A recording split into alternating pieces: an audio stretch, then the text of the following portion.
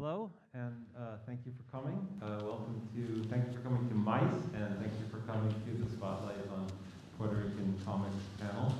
I'm Dan Mazur, one of the co-directors of MICE and panel coordinator. And as well as thanking all of you who are here, I'd also like to thank here. In other words, thank BU for hosting this festival for the first time. You may know this is MICE's 13th year. Even during the first 2 years of the pandemic, we managed to put on a show one way or the other, but this is our first year back in a full-scale, live, in-person festival. So it feels really good, and we're grateful to Boston University School of Visual Arts. Not coincidentally, it is also the first year that Boston University School of Visual Arts is offering a graduate degree in visual narrative, which is what you have to call comics if you're giving a graduate degree. It's going to be a great program run by Joel Christian Gill, who is one of our special guests at MICE this year, and a great educator and cartoonist and long-time participant and friend of MICE. So if you think you or anyone you know might be interested in such a program, do check it out. I also want to just say that MICE is sponsored and produced by BCAF, the Boston Comic Arts Festival. BCAF. This is a 501c3 charitable organization, which we started first as the parent organization of MICE and expanded to sponsoring other shows, such as the Boston Comics in Color Festival, which happens in the spring, and other educational comics-oriented programs in the region. Hopefully soon also offering support to individual comics artists.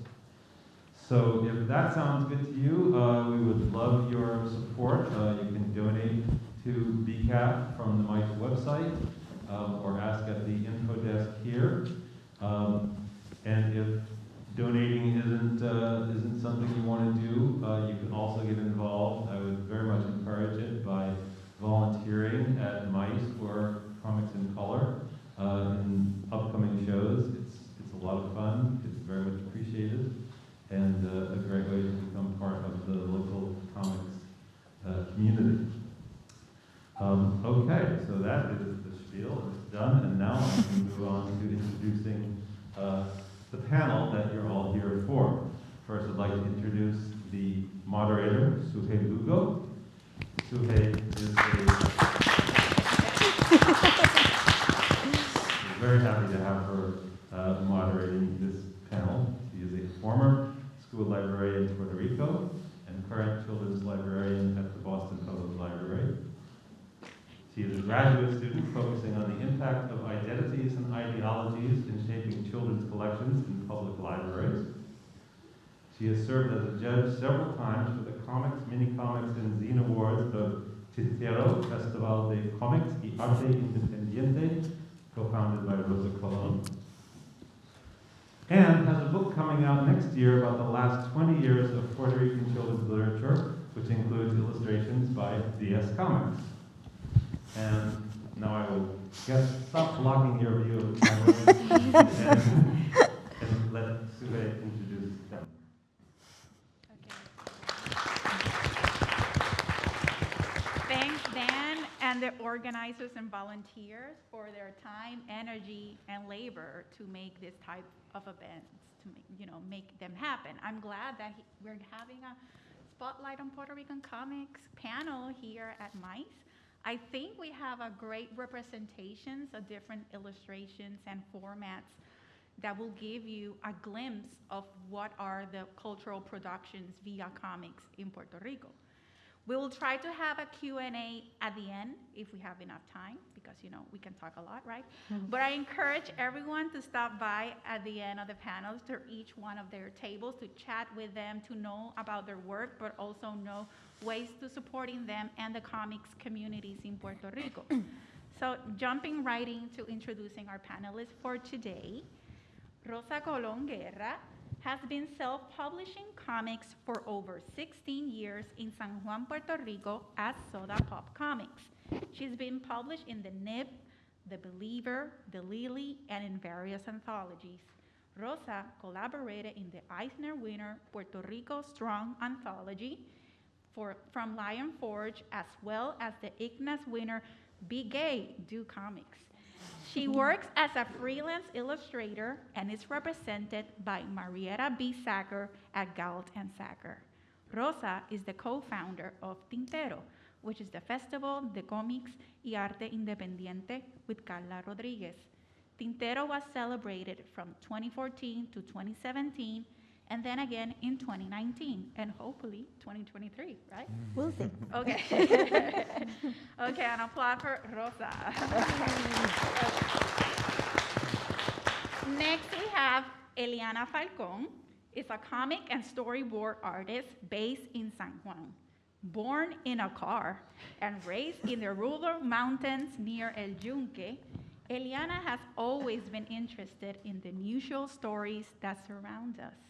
They have worked as a freelancer for several clients, including La Borinqueña, Chispa Comics, and Lion Forge, and work as an animator on Puerto Rican historical documentaries.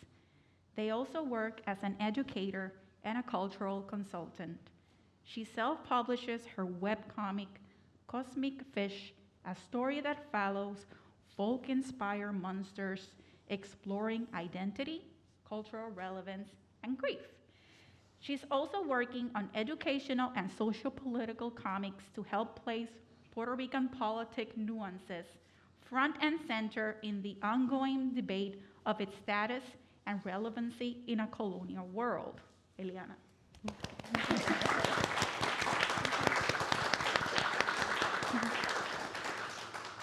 And lastly, we have Diaz Comic. It's a collective of artists made up Rosaura Rodriguez and Omar Banuchi. Since 2011, they have collaborated in the creation and publication of graphic narratives about everyday life and society in Puerto Rico. They both write and draw stories based on their own experiences and observations. Although they share similar themes, migration, cats, the financial crisis, each one addresses particular issues of their practice. Diaz Comic has been established an editorial project for graphic narrative books on history, politics, poetry, and fiction since 2020, with the publication of the anthology Rapiña Garroña and the graphic poems Otro Duelo, written by Alexandra Pagan Vélez, and Temporada. Diaz Comic.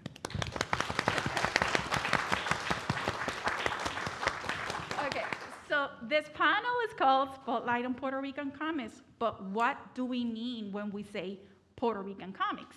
So I want to start with Rosa and then Rosaura. How do you define Puerto Rican comics? What makes a comic Puerto Rican? Well, the easy answer would be to say that if a Puerto Rican person does the comic, it's a Puerto Rican comic. And if you add to that, you could also say that, well, if it deals with Puerto Rican stuff, then it's a Puerto Rican comic as well. And I think that's kind of it. But in another way, Puerto Rican comics, to me, as I've seen them grow, and because I'm a fan of my comic scene back home, it's also kind of like an earthiness, a grittiness. It depends on the area of the archipelago where the comic is made, because San Juan comics are not the same as Arecibo comics, are not the same as Ponce comics. Mm-hmm. So they're so varied, but at the same time, they express a particular way of life of that area in itself. And I'm thinking in my head only as in slice of life comics, but Eliana's comics are not slice of life. They are another genre, and they also give you that little grain that tells you that, yeah, this is talking about Puerto Rico, and this is made in Puerto Rico, and it makes it a little bit gritty and heartfelt, is what I think. Okay. Yeah. Okay. I was thinking as you were talking, because this is a really complicated question. Yes. Yes.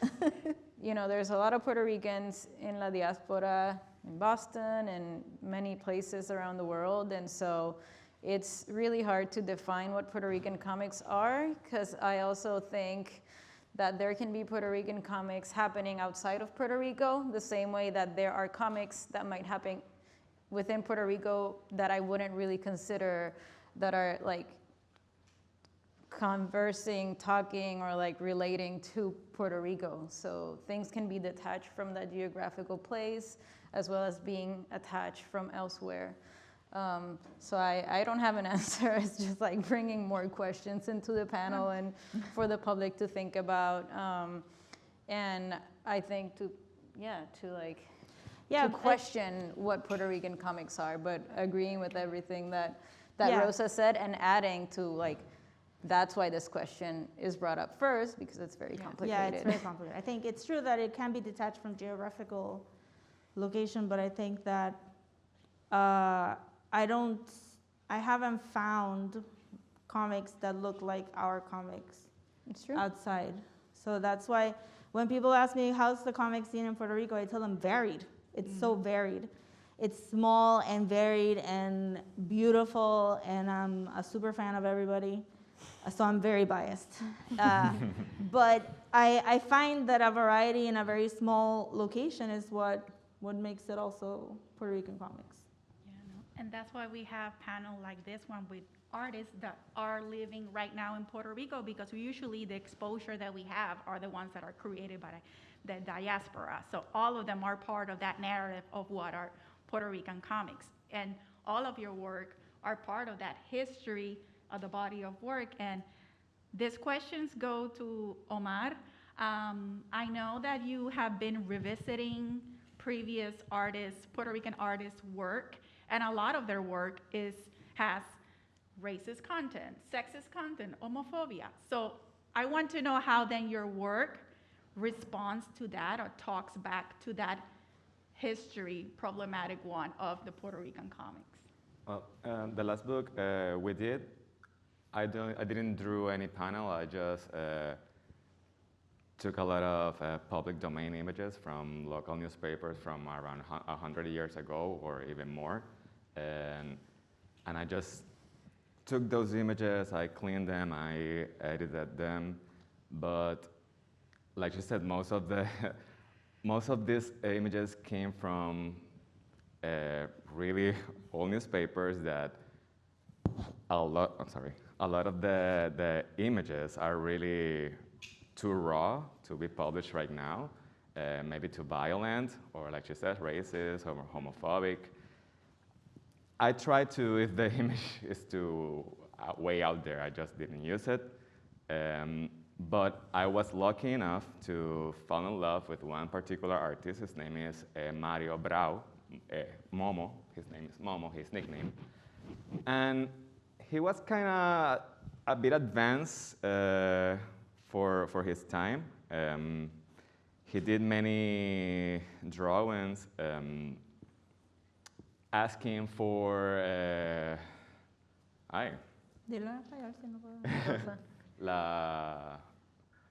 to abolish the slavery.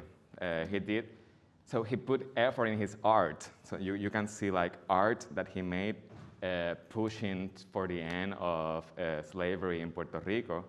And to see that, it's kind of beautiful to know that I'm working with this dead artist that kind of had the same thoughts that I did, even though it's 100 years apart. What's kind of a good feeling. Also, they talk about the end of the death penalty. The cover of the last book I did was it's about a man being brought to be hanged to the ¿cómo se llama esto? Gallows. To the gallows. And that's basically a political cartoon condemning one of the last prisoners that was executed in Puerto Rico. So even though, yes, I saw so many horrible images or read so many horrible things, I tried to specifically use art that was not going to be hurtful to the audience or to me. And if I did ended up using that kind of art, then it would be like as a statement, like to see that this is wrong, and we now know it's wrong, but it's part of the history that we share as a collective. Yeah, yeah, no, it's good, and many people probably don't see it still as wrong. So that's, good that you're bringing back and making it like your own to newer audiences and knowing about that part of our history. So Eliana, your work works more on the fantasy and science fiction aspect. So how do you think then your work is part of this new narrative, or what adds to the history of Puerto Rican comics? Well, personally, I really like to add a lot of myself when I write stories. So like even if it's like my identity, if it's how like the self and how it views the world. So usually, as you can probably see, my art style is very inspired by comics or shows or things that I watched growing up. But emotionally, there's a lot of veiled criticisms of Puerto Rico. At least in Cosmic Fish's example, the first arc, which is where the story is right now, there is a lot of criticism of what I would define like amnesiac traditions, in the sense that we just blindly accept things and this is how it is, and if we try to question it, we try to give it like a divine reasoning.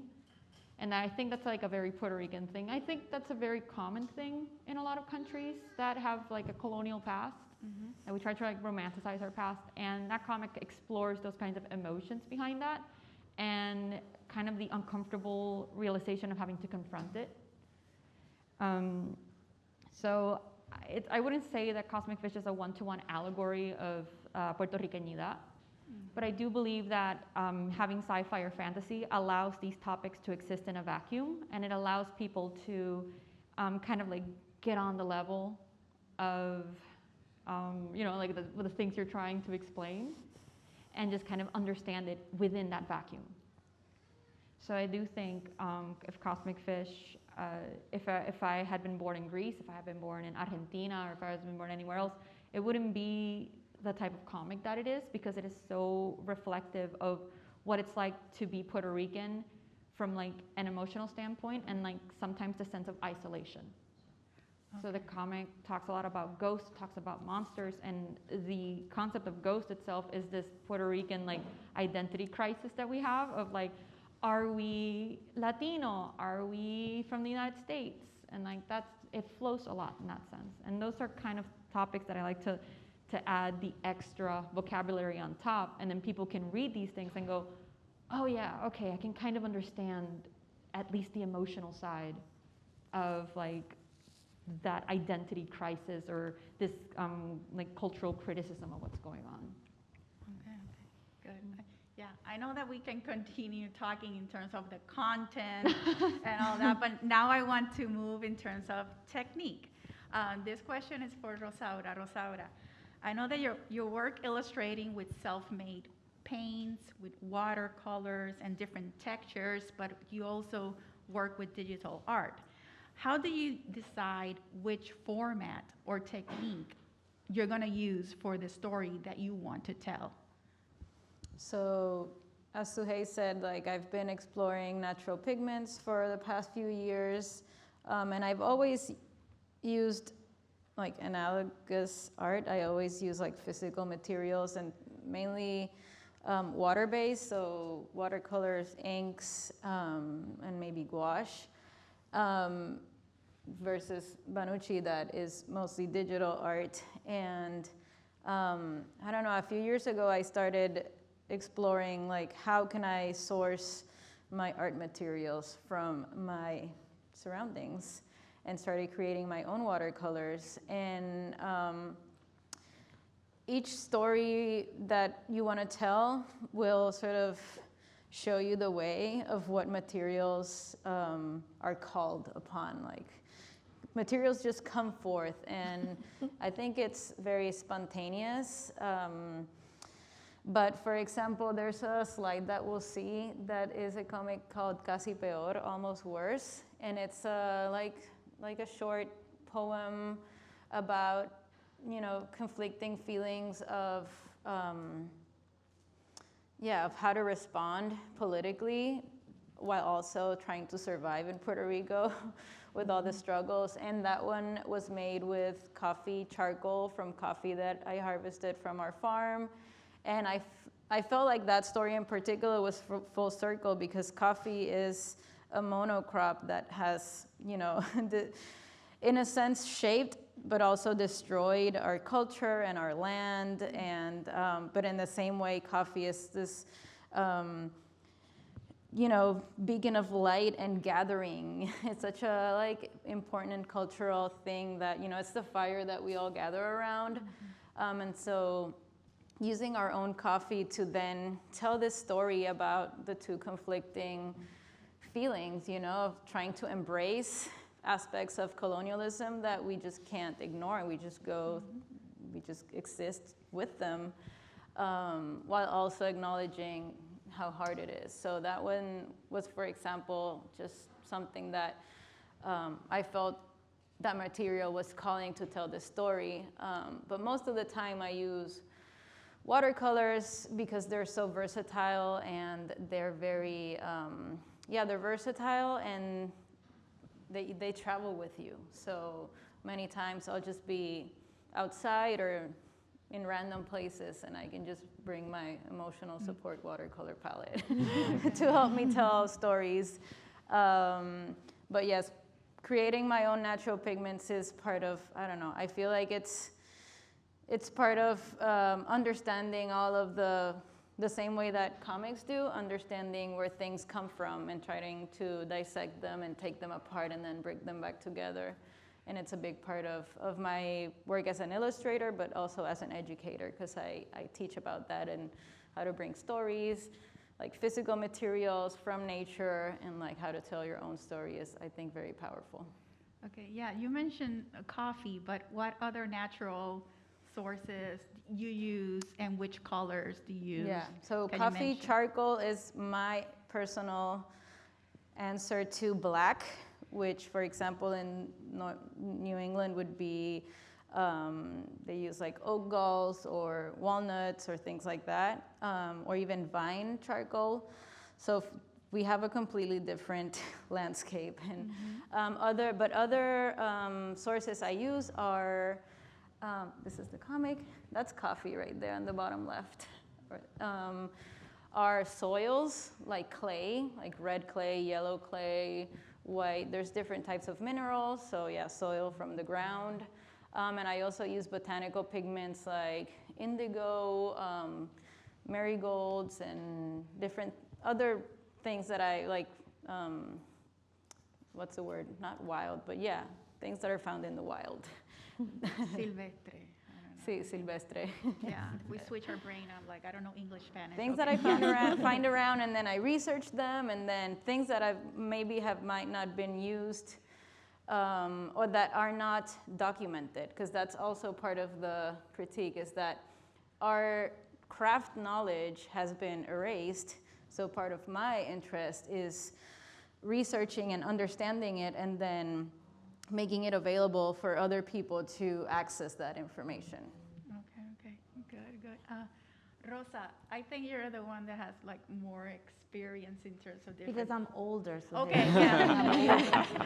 But you work with board books, with picture books, in anthologies and webcomics. So I'm wondering how, when the story that you want to tell, how do you know if you wanted to tell it in fiction, nonfiction, short format, long format?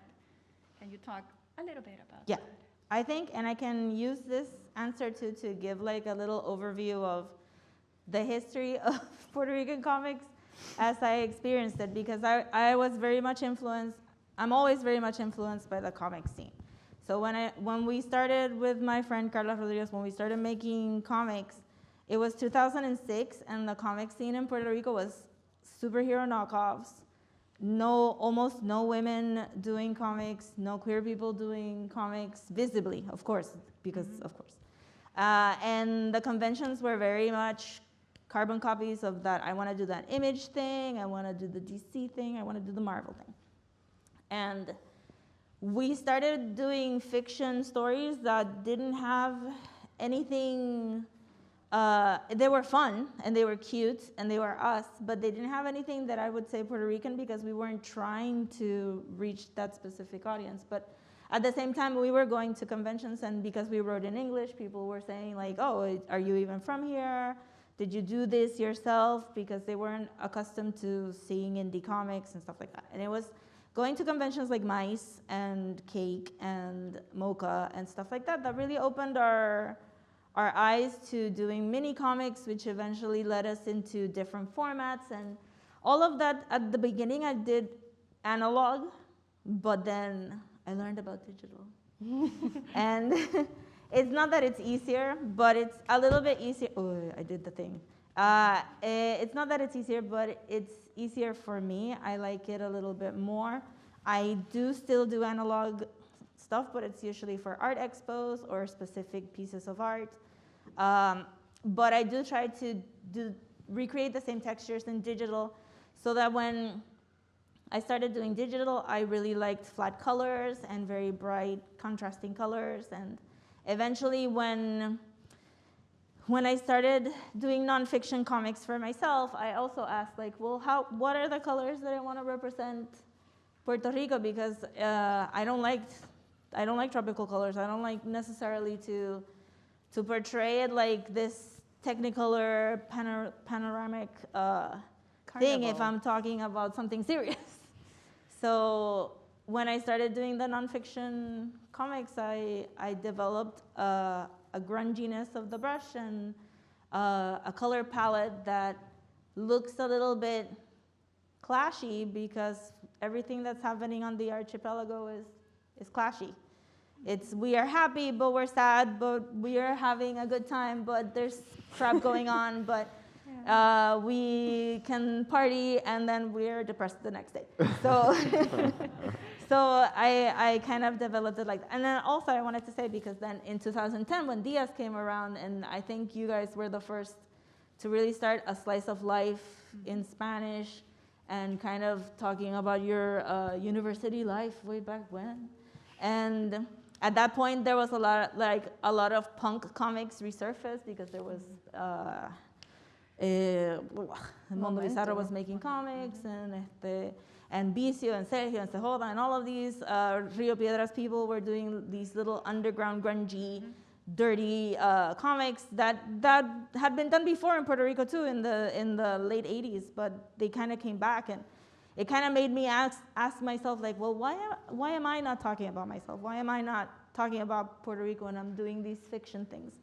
But then a lot of people back home also think that my art is very kid-like, so I get jobs in Kidlit.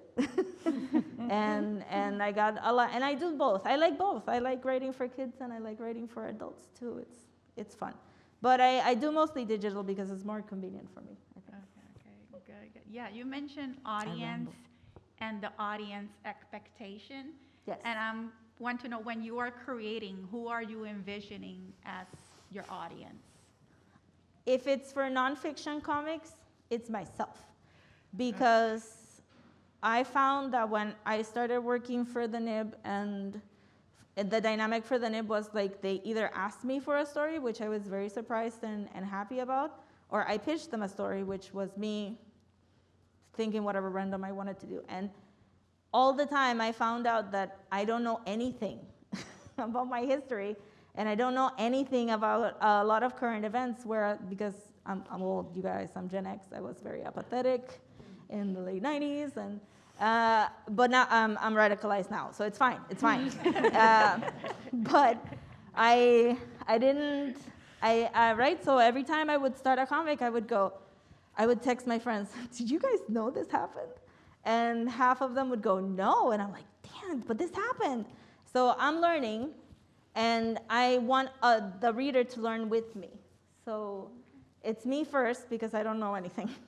And then the reader, because they probably don't know. And if they do know it, maybe they missed a detail or something that I found. So it's me first, and I want to bring the reader along with me to the learning. And you, Eliana, who do you envision as your audience with your work? So it's kind of a funny story. because when I started Cosmic Fish, I started in the last year of college, and it was just, I just wanted to make a webcomic, and that was an idea that had been in my mind for a long time. So my usual approach was always, I would want to make something that a younger version of me would really like. It was more of a therapeutic kind of thing, and I started doing the comic, and then I participated in Tintero, and the doors opened up, and my life has never been the same. So I owe a lot to Rosa. Stop it. So No, you don't. a little clap for It's her. yourself, Eliana. You don't owe me Yeah, but I anything. just wanted to give you credit because it opened a lot of doors for me, because now I found out people were reading my comic, and it evolved from just me doing like a comic for fun.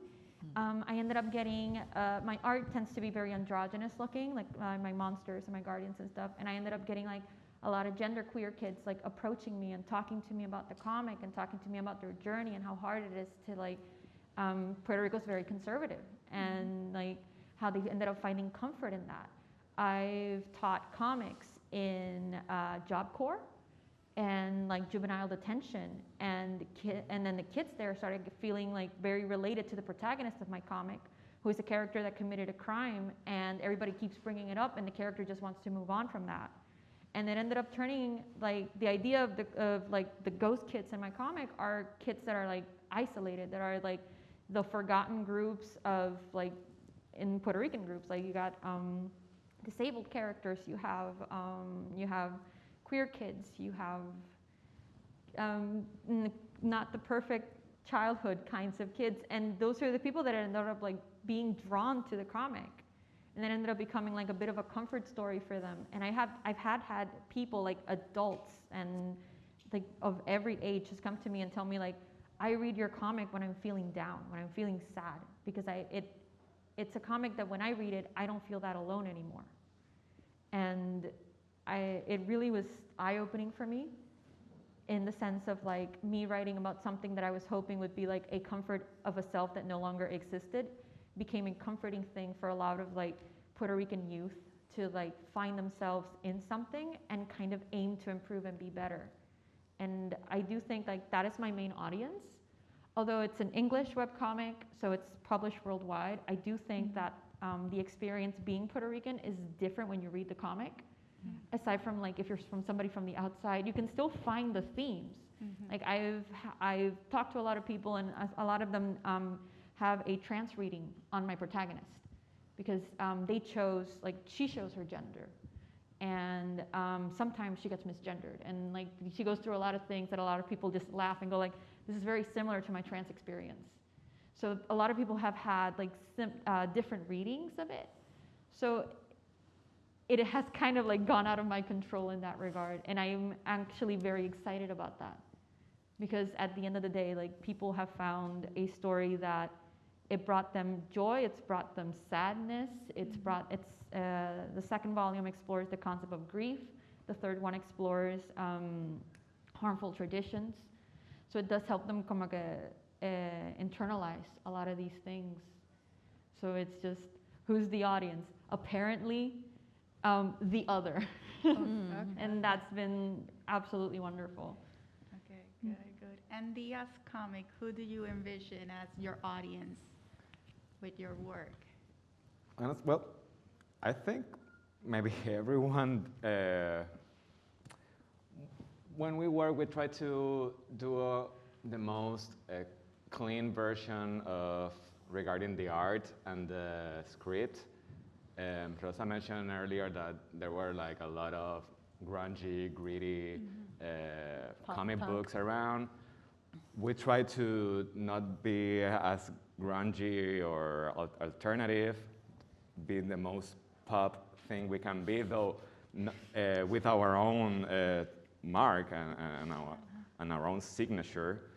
But we want to be as accessible as a newspaper can be. You know, and a newspaper can tell the most horrifying news, but it's meant to be read and understood by everybody. So that's one of the main things that we try to do, to be understood. I hate it when I'm I don't know, reading a Facebook post by a friend and it's too academic for me to understand, then what's the point? I hate big words. I hate things that if I read it, I may feel like I'm dumb, because feeling dumb is not cool. And some people write like it's using such high words and stuff that even people that are educated, it's not easy following whatever they are trying to say. So it's become, we try to be as far as we can be from academia, but still presenting an intelligent product that's accessible for everybody. So also we tend to use a lot of Puerto Rican words. We write the words just as we say it. So obviously it's important. One of our main targets are Puerto Ricans, obviously, people from our age, but still thinking it should be as open as an older Puerto Rican can read it, someone not from Puerto Rico, but that's the main thing, that's accessible, that's intelligent, smart, but not pretentious. I think it's a little bit pretentious sometimes, but we try not to. I think it's for anyone who's interested in learning about, culture, history, someone else's story, someone else's life, and that also wants to, enjoy it and, feel. I think it's for people who want to feel, so. And sometimes people that want to feel a little bit sad too. That's so what I mean, yeah. I'm leaving it open to I pour a lot of sadness into my work, because if I'm sad, I might as well make some money with it. But yeah, but also, I don't know, yeah. Sad people. Hopefully you guys are our audience as well. We're here to meet new people and bring new people into our audience, and for new people to meet us and our projects. So. Okay, good. Yeah, I want to talk, about that sense of community. Several of us already mentioned Tintero, which is something that was created by Rosa, if you don't know yet. So I wanted you to talk more about, why you created Tintero, but that experience of creating a mice version in Puerto Rico. Yes. So for a while, Carla and we went to a lot of indie comics, because our first one was Mocha in 2006, and we said, comic conventions can look like this? What? And when we traveled and we went to the conventions, we said, this is great, because it focuses on comics and it focuses on art and it focuses on creators, and we don't have that back home. And I don't have money to bring everybody here. So how do we make it here? And we talked about it for a couple of years, trying to nudge other people to do it, because I didn't want to do it. And we were like, you know what's missing here? This is missing. And people would go, yeah, it is missing. And we're like, dang it. Right? Dang it, we're going to have to do it ourselves. So then we looked for a space, a community space in Rio Piedras that's called Casa Ruth. En la que se me olvidó. Casa Cultura Ruth Hernández Torre. And it's a beautiful house. It's remodeled by San Juan, by the city.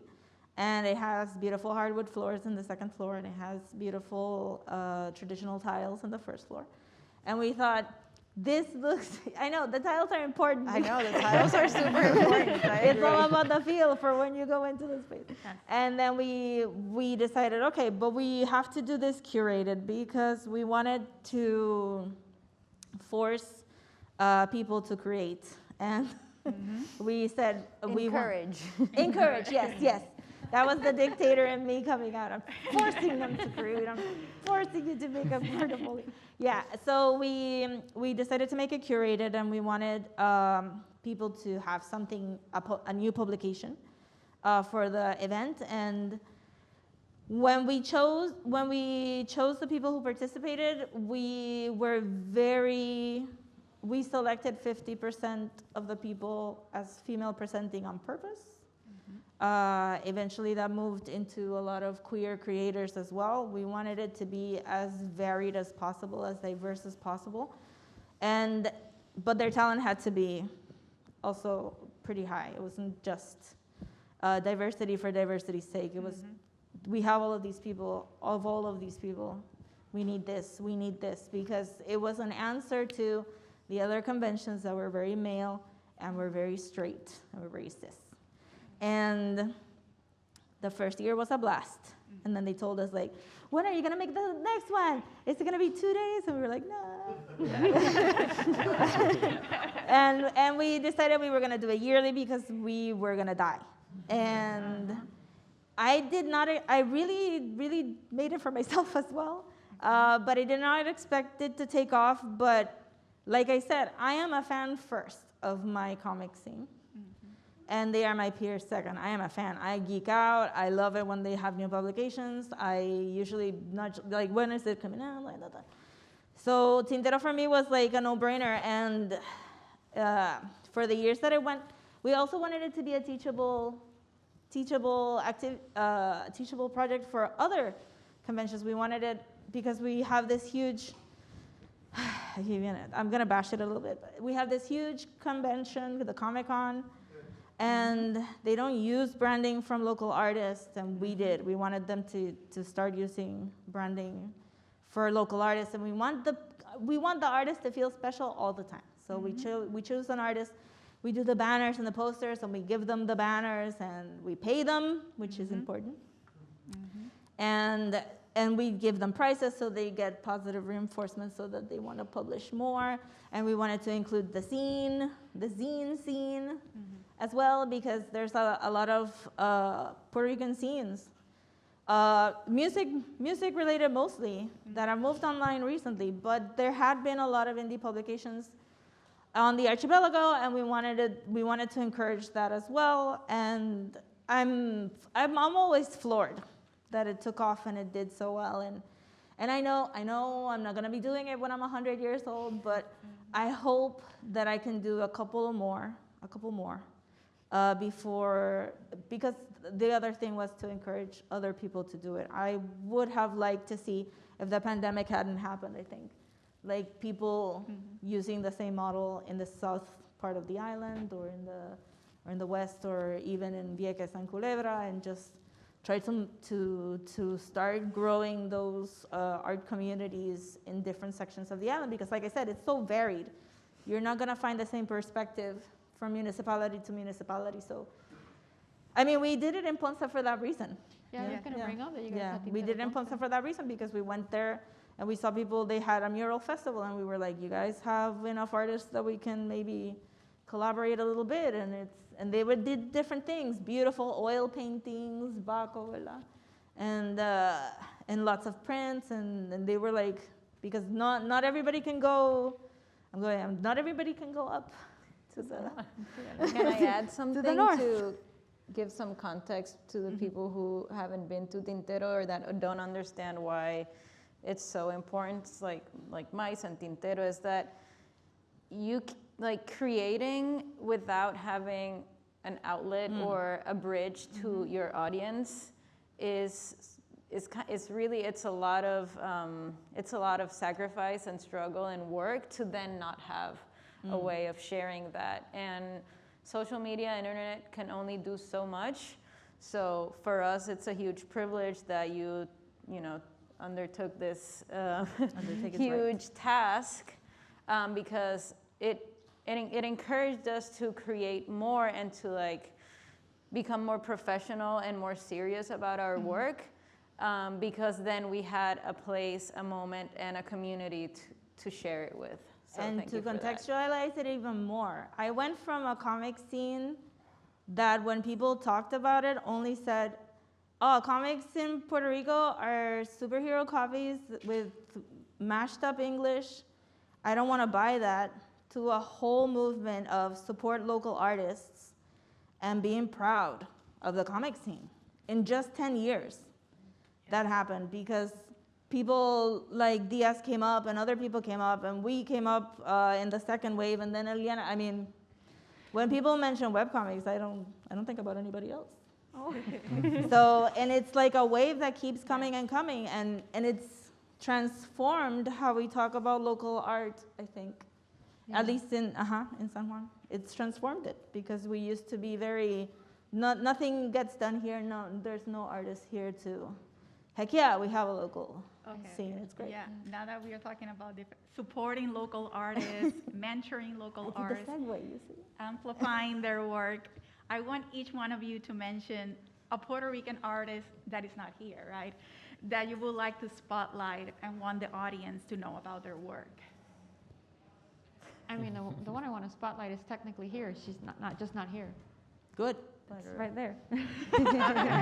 Stellar Tunes is she's an animator. She's a storyboard artist. And they're also currently working on a black and white horror comic. And it is very, very great. What's their name or their Instagram? Stellar Tunes. Tunes as in like cartoons. Nice. There's also Emily, who makes Auraria, which is another webcomic. I do believe their story is more focused on like Europe, but I do believe that they're expanding a little bit, and I look at their webcomic and I just see, I'm very excited to see where it's gonna go, because like I see their work and it reminds me of when I started out. And I'm just kind of like, is that how people saw me when I was starting out? That they just go like, there's potential here. It's like, yeah, it's great.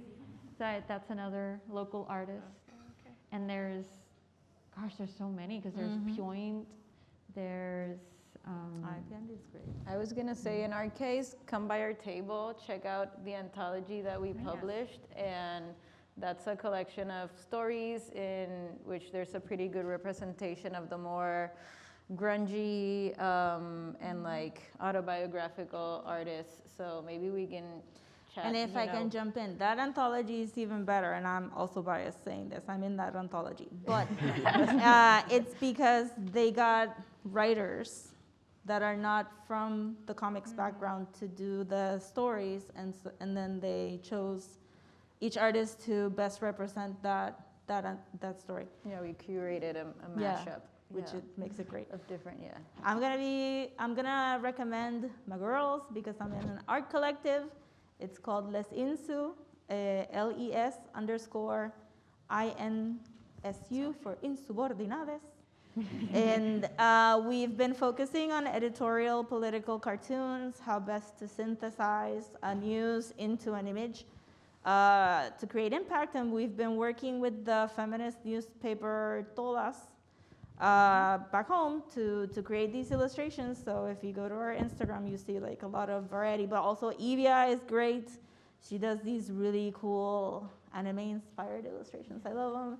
Tanya is great. She's very esoteric and philosophical and deep, and she says she illustrates despair, is what she says she does. And Adriana, who's amazing, and has been doing everything from AR to illustration to book design, and she has her own company, graphic design company. They're amazing. They're great. So. Okay. Yeah, we were talking about other artists, but can we talk about which of the works that you have available on your table that people are going to stop by and buy?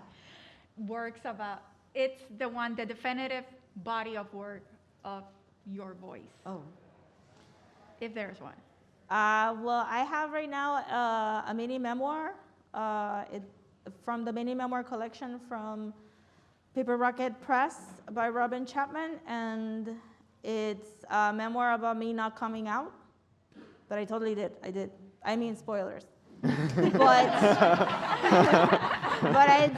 it's about not coming out, and it's my most personal work, and it took me a really long while, and it was very challenging, and I loved how it turned out. So you can go check that out. It's really, yesterday, I've known Rosa for about, 10 years, but she's very private about her life. And Yes. yesterday I was like reading that comic book, and I just couldn't help myself and I started crying.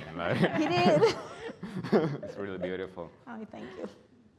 Yeah, like I said, I'm currently working on like political and children's stories and stuff like that. But right now, what I have is my main story, which is Cosmic Fish. Okay.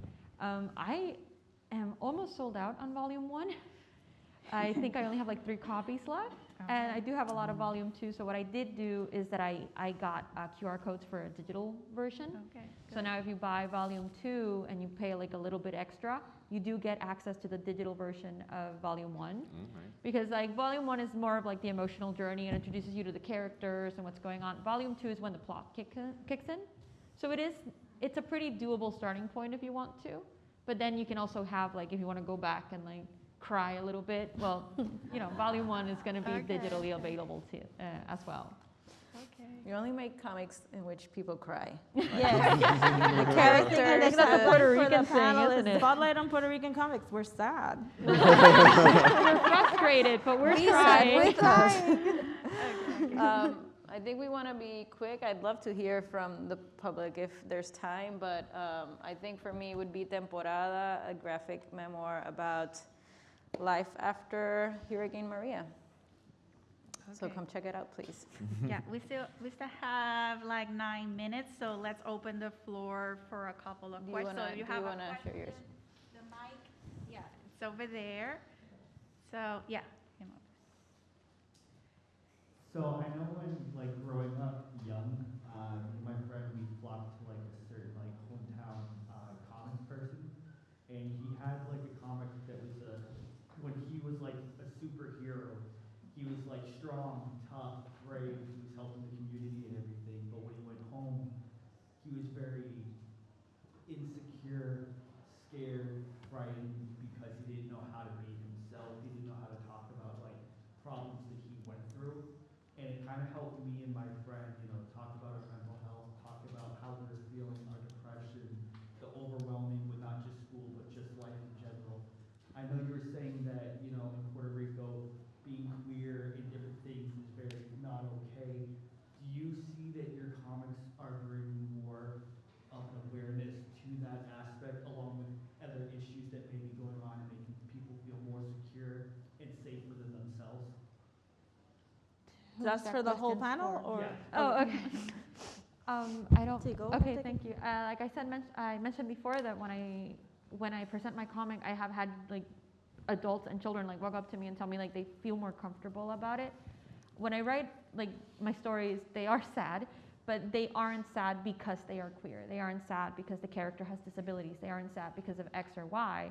It's just because of the circumstances of how society, society treats them. Everything else is completely normalized and pretty celebrated. I really, spoilers, I guess, my characters are pretty queer, but it's not like, I wouldn't say that you read it and it's just very blatant at the beginning. But there is like a bit of like celebratory in a way. For me, I do believe the best part of normalizing these things is not making a big deal out of it, but also kind of like pointing out when something is trying to be harmful. No sé si alguien más. When we do, even though our books are kind of sad, we try not to be too bleak. We need to showcase that there's some bright, hopeful way that we can end this cycle of violence and darkness, so that, yeah, we hope that after you read the book, after you have felt so sad, there's also like a need to have joy, to fight for our right to be ourselves, to be queer, to be Latinx, to be a person of color, that it is possible, that it's within our reach if we keep on resisting and fighting and talking about the things that are happening. So hope it's really part also of the things that we want to bring. I like that, yeah. Yeah, and I think you answered that Yeah. later, talking about, okay. So, and your comic also talks about Yeah, that I mean, as that one's well. very Okay, blatant. so, yeah, another question? Yeah, the red hoodie. The red. Oh. Him. Oh, yeah. Yeah. Living in Puerto Rico, there is this constant instability, always, specifically with power. As artists, I feel that you need that kind of like a stable a place of things not collapsing in on themselves. It would be nice. And that's part of where the depression really comes from, right? It comes from like, there's no money, there's no power, there's no way to do anything. What you guys have done to kind of stay motivated, stay creative, and finding any slice of stability in something that's deeply unstable? I think for me is that I need money. and I've certainly changed my workflow for the electricity. I work on an iPad because I can work on it even if the power's out, or I can run to my sister's house or any other family's house that might have power to work. I remember during after Hurricane Maria, that Daniel Irizarry, which is also an artist that you guys should follow. He does a lot more, well, mainstream, right? More Yeah, but it's really mainstream. And he very famously published a photo of him inking one of the pages for a comic by candlelight, because he had to meet the deadline, because we need money. And I think it's come to the point where it's like, well, what are you gonna do? And I pack up my things, I go to where the electricity is, or if I have a nice stretch where there's no problems, then it's a good stretch. But I have emergency contingency plans so I can work wherever. And I have a laptop and a lot of setup that I can just grab it and go if I need to go somewhere where there's power. But it's not as bleak as it sounds, but it is a hindrance for working at home and working as a freelancer, that you have to be very wary of that. We're used to it and we don't see it, that's just second nature, unfortunately. Yeah. It might be a very tragic and foreign thing if you're not used to it. It's actually terrible.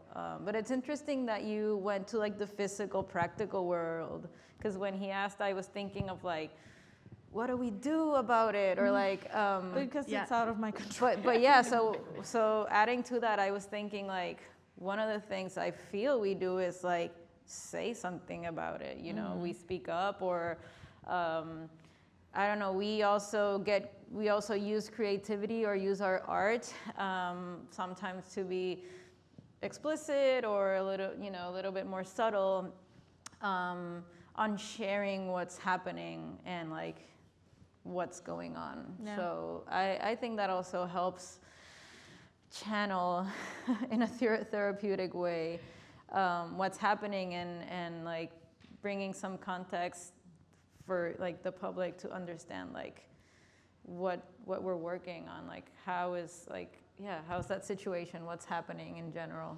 Yeah. Thank you. Okay. Yeah. Do we have time for one more question? There's this one, Okay. but no, the Thomas Yes. was third. Okay. Last We have question. time for two. I said so. Okay. There we go. So before I ask my question, when you were talking about trying to nudge people into running a show or putting something together, you activated a whole flashback for me of being unaware. So a bit more fanciful. You find cookies trapped in molasses. You save it, and it turns out to be a magical eel whale who can like make practical magical wishes happen. First thing you change about the industry on the island. I would give a lot of funding to publishers. We need publishers, and we need, right, you guys are moving towards publishing, but we need a lot more. We need the UPR to open its printing presses and start publishing us. We need the Department of Education to start hiring us to make books for the schools and start publishing us. We need agents. We need small publications to get more funding so that they can have more. I have it all planned out. We need more, because the thing is that what Rosaura was saying the other day, comic conventions cannot be our only outlet. It has to be professional printing presses and professional publishing houses that really start making the books, distributing the books, exporting the books, all of these things we need. It's just really hard because for example, like I said, I want to work on children's book that explain the differences of what mexicantes are. Especially I want to talk about Tainidad, because there's a lot of people that are suddenly go like, I'm Puerto Rican, that means I'm automatically indigenous. And it's like, no, stop, calm down. And it's kind of like they also just completely put like indigenous people of the Caribbean in a monolith, and it completely ignores all the different things. And I would love to educate people on that. But it's really hard, because suddenly if you say anything about history to a certain degree or about culture, it becomes political. Mm-hmm. And if you're met with censorship, you're met with like the bots, the naysayers. So it's really hard, because even in Puerto Rico, they decided to fuse Spanish and history class in public schools as one course. And it's just really frustrating thing, because they're two very separate things. They are actively like, let's not teach history, let's also start talking a little bit about Spanish, but you're not giving like a full context. Mm-hmm. By removing the access to Spanish courses, you remove access to like old essays of activists. By removing history, you can only just cover like the good things, like usually like Christopher Columbus discovered America. We gotta hurry up. Indigenous folk, they all died. And then the United States came, and now we have roads. And because so the Department of Education has made it very hard, and I would love to publish with them, but because of like a lot of the political strengths of what you're trying to say versus like what it would look like in the eyes of unfortunate people in power, it's very difficult. Oh, for sure. But in my vision, that doesn't exist. No, but because my vision for the Department of Education is that they actually have a printing press that we could use to make books more affordable, but they don't use it. And the UPR has another printing press and a whole book department, a publishing department, and they don't tap into us, and we're there. And if there were more funding for publishings, and if when politicians speak of creative industry like they usually do as a buzzword to mean technology or stuff like that, they should really be thinking about publishing houses and funding more people that could do magazines and books and take them online and distribute them somewhere else. Because right now, if you do a kid's book, chances are you're going to have to talk to Aparicio distributors, because they're the only people who are exporting and importing kids' books. And even a small publisher like Destellos. Yes, Destellos is hindered by not having a distribution channel for their output of what they can publish, because they're small and they're indie. So I think we need to really think about what the business of publishing means, because in the US they're making billions of dollars with YA comics, and they're all of these big editorials are scrambling on top of each other to get books. And meanwhile, Puerto Rico is wealthy with storytellers, but we don't have the access to those publishing houses, and we don't have the access to our publishing houses. Yeah. So that's my plan. Yeah, it's on purpose. Okay, It's okay. the frustrating Yeah. part, Yeah. but I would love to see that. It's gonna happen. I think would love to that's see that. a good way, of revolution. I'm already any angry. means I'm angry now. necessary through comics, right? Yes. So yeah, unfortunately we ran out of time. So I want to give thanks to our panelists, to our audience, to our volunteers, everyone coming.